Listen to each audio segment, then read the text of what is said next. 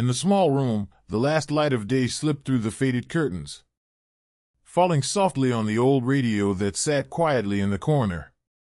Its casing was chipped, the volume knob clicked faintly when turned. And inside it, who knew how much of him still lingered there?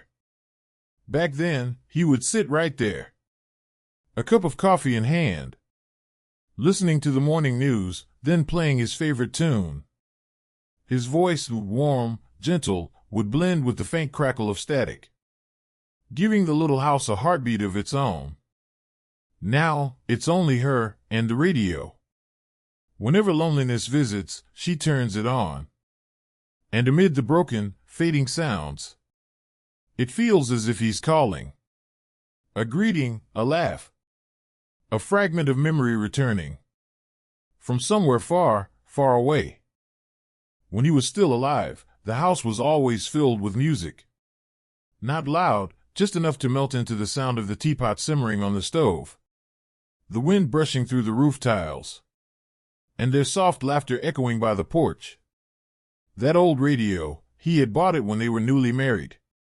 He brought it home like a child with a new toy, carefully wiping every corner before setting it on the small shelf. Each morning, he'd turn it on for the news. Each night, for the old melodies he loved. He used to say, "Sound preserves time. And music, it keeps people alive." She would only laugh and call him a dreamer. But perhaps it was those very sounds that kept the house from ever truly falling silent.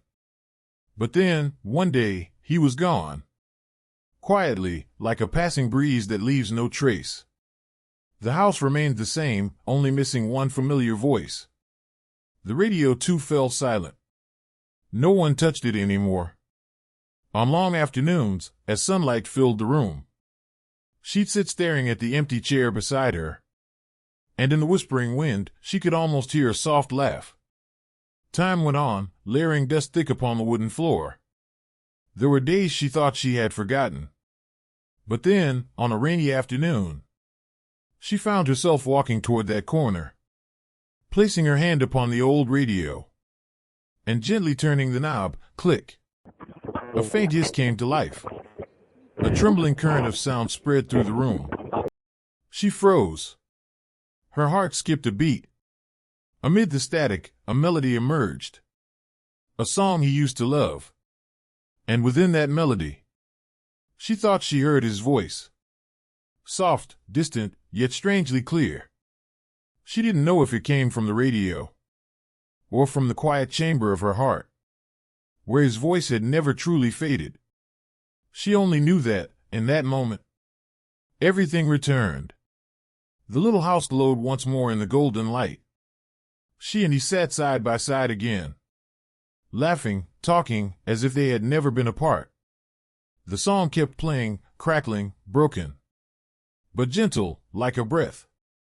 Since that day, she's kept the habit of turning the radio on every evening, even when it offers nothing but empty static, even when no melody plays to its end. She still sits there, listening quietly, as if she were speaking with someone long gone. That old radio has become her companion, a fragile thread between two sides of time. To others, it's just a relic of the past. But to her, it's a whole lifetime of memories. Every scratch on its surface, every rusted button, is a mark of happiness once lived.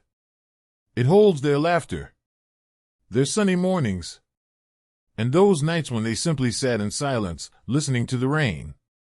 Now she's grown old, her hair turned silver. Her eyes are dimmer, her hands unsteady. But each time she turns on that radio, she smiles like the young girl she once was. Because sometimes, what we seek isn't the clearest sound, but the familiar feeling, the knowing that someone is still there, within each trembling wave, each breath of static, and within the quiet rhythm of our own hearts. That evening, the wind began to stir. The leaves outside the porch trembled softly, and the last golden light of day spilled across the old wooden table, where the radio still lay, silent and still. She turned it on, as she always did. The faint crackle returned. Those fragile, broken sounds. And yet, within that imperfection, there was something deeply gentle. She closed her eyes, listening to each trembling wave, and felt her heart flutter, as if she were young again. The memories didn't rush back in a storm. They came quietly, like the scent of tea drifting through a calm morning, like the sound of rain falling on the old porch. In that moment, she could no longer tell what was real and what was dream. She only knew he was there. Not inside the radio, but within that silence itself. In every breath she took. In every ordinary corner of life. And someday, when she is no longer here, someone will tidy the house. And perhaps they'll take the radio away. They won't know what it once held. Won't know that within its faint, static hum lived a love that lasted a lifetime. But maybe that's all right. Because the things most precious were never meant for others to understand. They only need to be kept somewhere in a heart that once knew how to love. The radio went silent at last. The room sank into stillness. Only the soft light of dusk lingered on the window frame. And with it, a quiet peace beyond words.